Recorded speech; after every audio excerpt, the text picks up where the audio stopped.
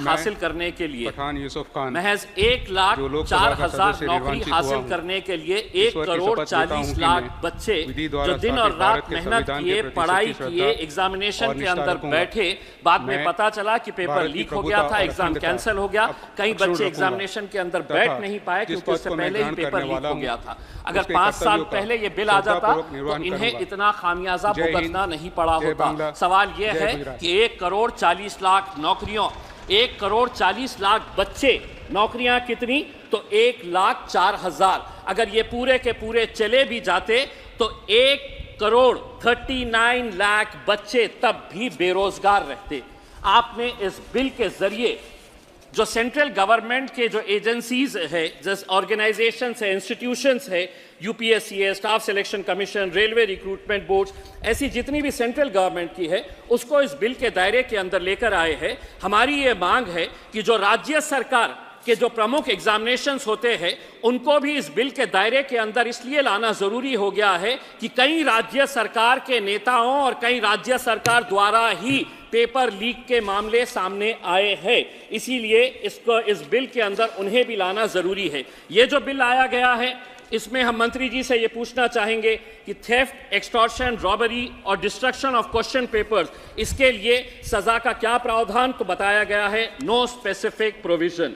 दूसरा ये है कि डिबारमेंट फ्रॉम एग्जामिनेशंस, इसके लिए क्या प्रावधान है सजा का, तो नो स्पेसिफिक प्रोविजंस। तीसरा ये है कि चीटिंग और use of unfair means by an examinee, कि अगर जो एग्जामिनेशन पेपर सेट चेक कर रहा है उसके खिलाफ अगर वो कुछ बेईमानी करता है तो उसके लिए क्या प्रावधान सजा का, तो नो स्पेसिफिक प्रोविजंस। तो हम मंत्री जी से ये पूछना चाहेंगे कि इसके बारे में क्या क्या स्पेसिफिक प्रोविजंस हैं ये बताए करके।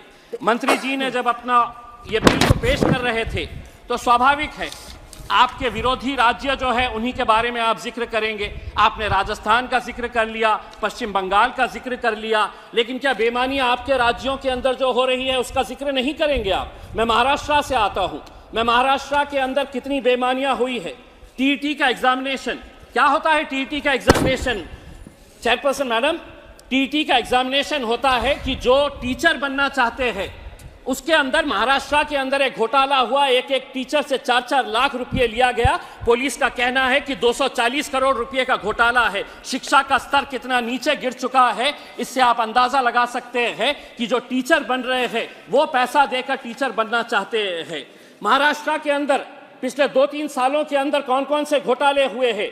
टीईटी एग्जाम घोटाला, म्हाडा एग्जाम घोटाला, महाज्योति एग्जाम पेपर लीक, तलाठी भर्ती घोटाला, मुंबई पुलिस भर्ती घोटाला, हेल्थ डिपार्टमेंट एग्जाम घोटाला, और पढ़ूं तो बहुत सारी लिस्ट है। यह आपको नजर नहीं आ रहा है? मेरा तो यह कहना है कि जहां जहां पर भी ये घोटाले हुए हैं उनके खिलाफ सख्त कार्रवाई होनी चाहिए। और दूसरा यह है मंत्री जी, जो बच्चे एग्जाम के अंदर बैठ रहे हैं, एक एक ग्रामीण इलाके का, रूरल एरिया का बच्चा 6-6 एग्जाम के अंदर बैठता है, केंद्र सरकार के, राज्य सरकार के, उससे आप पैसा लेते हैं, एग्जामिनेशन फीस, एप्लीकेशन की फीस लेते हैं। क्यों इन्हें माफ नहीं किया जा रहा है? एक तो आप नौकरियां नहीं दे रहे हैं और जो बच्चे 6-6 एग्जाम के अंदर बैठ रहे हैं उनसे है तो पैसा। अध्यक्ष महोदय, ये पूरा देश के नौजवान बच्चे आज सदन की तरफ नजर लगाए हुए हैं। अभी तेलंगाना के अंदर ग्रुप 1 प्रिलिमिनरी एग्जामिनेशन 1 जुलाई के अंदर घोटाला हुआ, कैंसिल कर दिए। 3 महीने के बाद फिर होने वाला था, फिर घोटाला सामने हुआ, कैंसिल कर दिए। फिर बाद में कहा गया कि नहीं अब एग्जामिनेशन ले नहीं सकते क्योंकि इलेक्शन आ गया। मेरा यह कहना है कि बच्चों के ऊपर क्या साइकोलॉजिकल असर पड़ता होगा कि इतनी मेहनत करने के बाद भी आज अगर वो एग्जाम नहीं दे पा रहे हैं। मंत्री जी यहाँ से उठकर चले गए हैं, उन्हें उर्दू अच्छी तरह से आती है।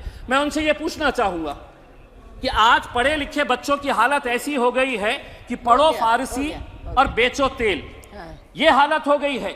हाईली क्वालिफाइड बच्चे आज क्लर्क की, चपरासी की नौकरी के लिए अप्लाई कर रहे हैं।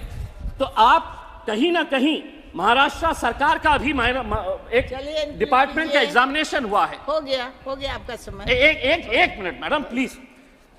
64 पोस्ट है, 64 पोस्ट है, उसके लिए 9,000 बच्चों ने एप्लीकेशन दिए। तेलंगाना का जिस एग्जामिनेशन की बात कर रहा हूं 500 पोस्ट है, अप्लाई कितने किए हैं? 3.5 लाख बच्चे।